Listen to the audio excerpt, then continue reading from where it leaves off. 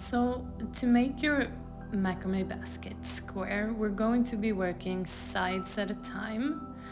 Count the number of holes on one side, and in case they are even numbered, you can fold your first cord in half, insert the loop into one of the holes, and then pull the ends through the loop to make a lark's head knot. And then you continue in each of the holes. However, if, like in this case, you have an uneven number of holes, instead insert the ends of the cord like this, and then pull the ends through the loop to make a lark's head knot.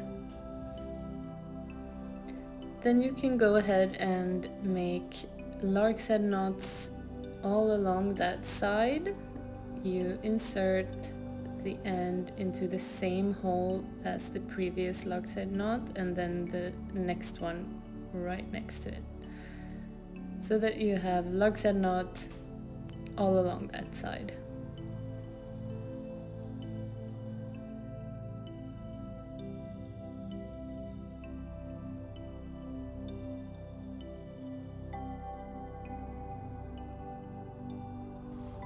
So now we have an even number of lark's head knots. In this case we have 10 of them. So because I want the walls of the basket to be as wide as the base, I'm going to have to add in more cords just to widen the knots there. So we're not making a lark's head knot this time. We're just going to take another cord and insert one end into the hole to the very left. And then we do the same thing with the hole to the very right. Now we're going to make rows of square knots. Take the 4 cords to the very left and make your first square knot in the first row. Make sure that it sits close to the wooden base and make it tight.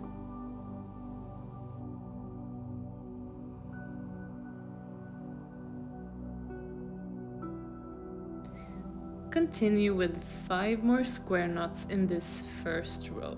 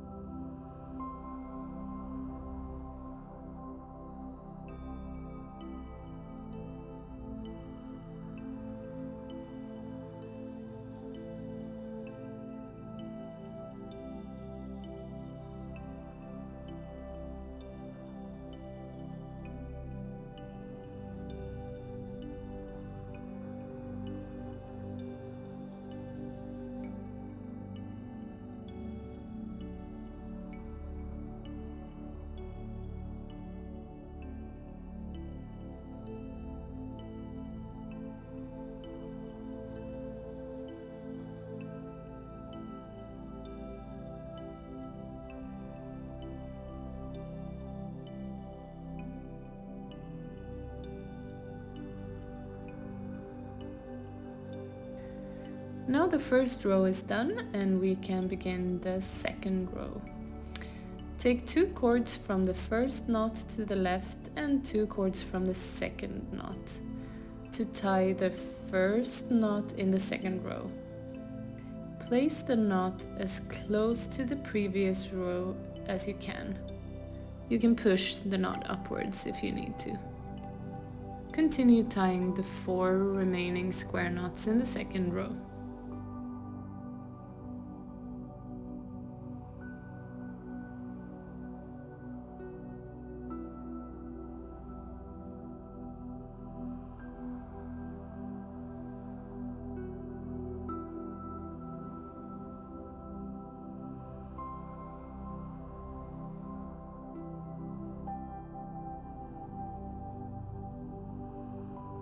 In the third row you will be tying 6 square knots once more. Take the 4 cords to the very left and tie the first square knot. Make sure that you don't tighten the first half of the knot so much that the knot starts to slope. You want the square knot to sit horizontally just like the other square knots. And then continue with the remaining square knots in the third row. I'm making my macrame basket with 13 rows of square knots, but you can make yours shorter or longer if you want to. Just make sure that you have square knots to the very left and right, so that you're not finishing with too loose cords on the sides. Make the second panel exactly the same as the first one you just made. You will be making lark's head knots to begin with and adding in the extra cords on the sides. And then you will tie 13 rows of square knots, or the same number of rows as you did in the previous panel.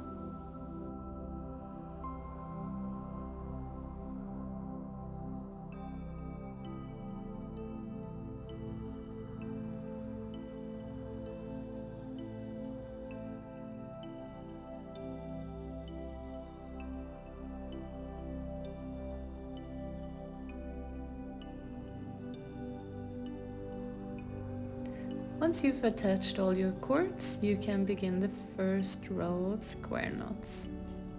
Make sure that they sit close to the base and that they are nice and tight.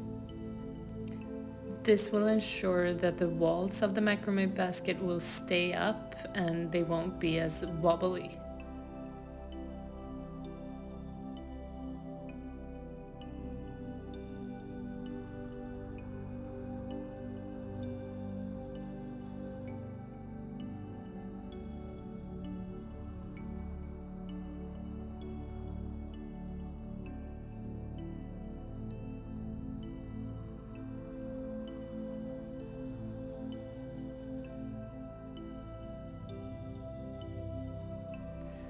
Once you're done with the second panel, it's time to start on your third panel.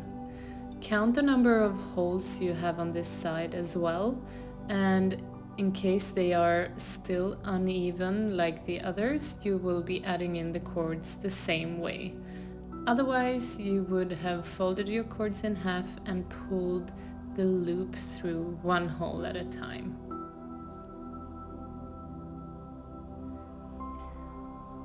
I'm going to add in extra cords to the very left and the very right on this side as well. This is just so that the wall becomes wide enough to match the wooden base. Now, just like before, tie 13 rows of square knots.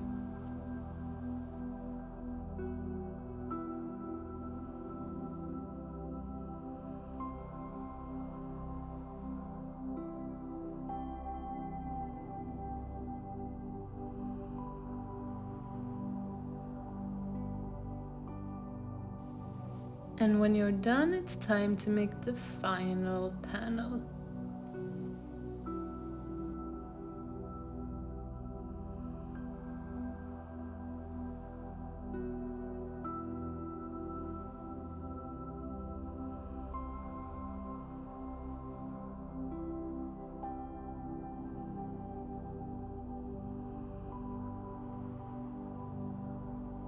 Now that all 4 panels are done, it's time to start tying them together.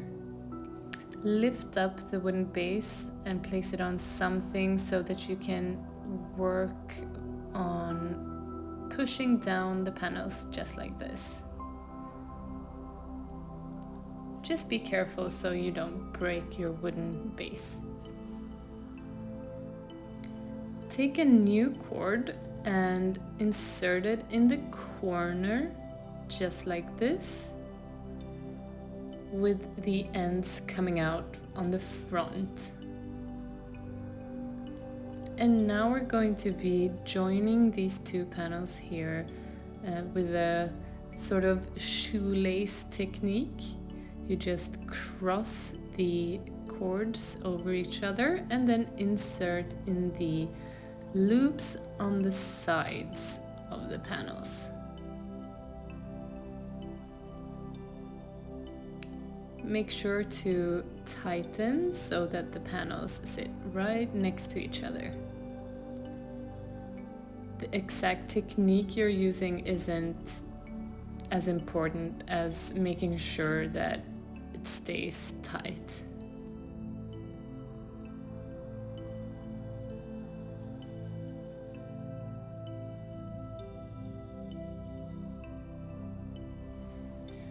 When you've joined all the way, you can just tie a little bow at the bottom, and we're going to be turning the basket around and start working on that top edging.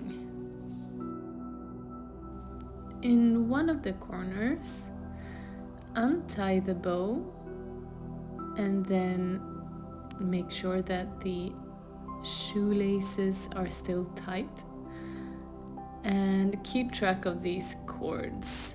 Then add in a new cord in the same loops as the shoelaces come out of.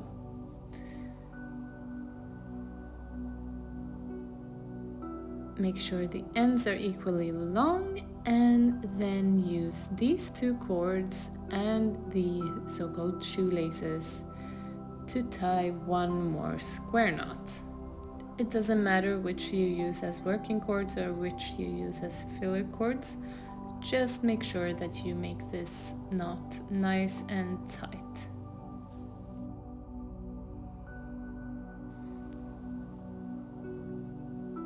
When that's done, you can begin working on a couple of rounds of square knots that go all around the basket on the top edging.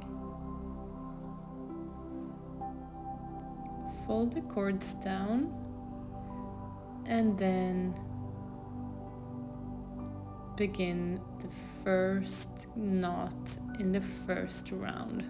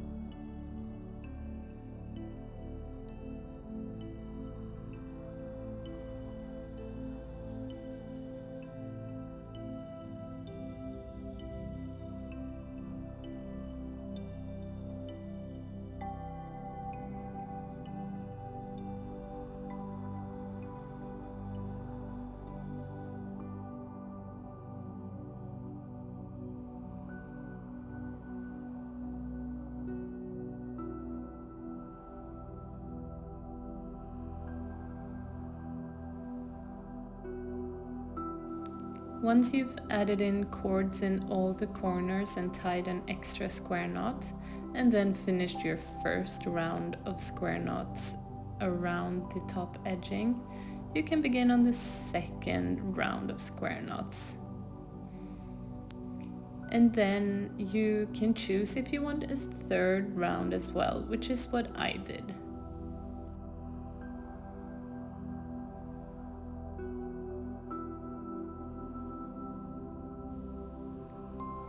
when you're done, you can go around shaping the basket to form the square shape. Now, for this next step, I wish I had gone a different route. Before cutting the fringe, like I'm doing right here, you can start on the next step. So hold off on cutting your cords just like I did here, and do that after the next step is done. You're going to take a short cord and untwine it so that you have the thin string that the 3-ply rope is made of. Then take 2 cords from one square knot and 2 from the one next to it, and tie these 4 cords together with the thin string. Place the string as close to the square knots as you can, and this is why it would have been easier if I hadn't cut the cords before. You'll tie 1 knot on the front like this, and then tie 2 knots on the back.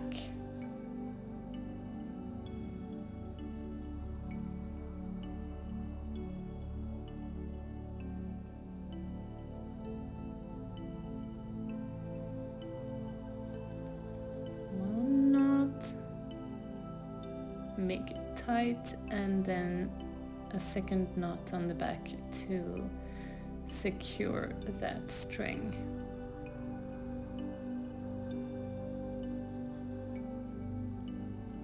Once you've tied that string, you can decide if you want to cut the cords now or if you want to do that once all of the little fringes are done.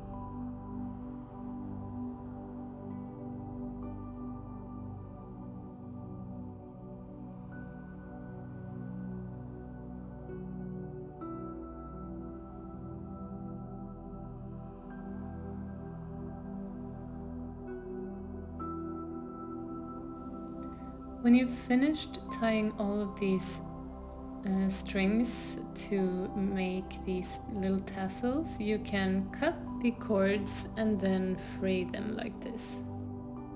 And then we're going to use a brush. I'm using a pet brush to brush out the fibers. And then I'm trimming them once more just to make sure that they look nice and even.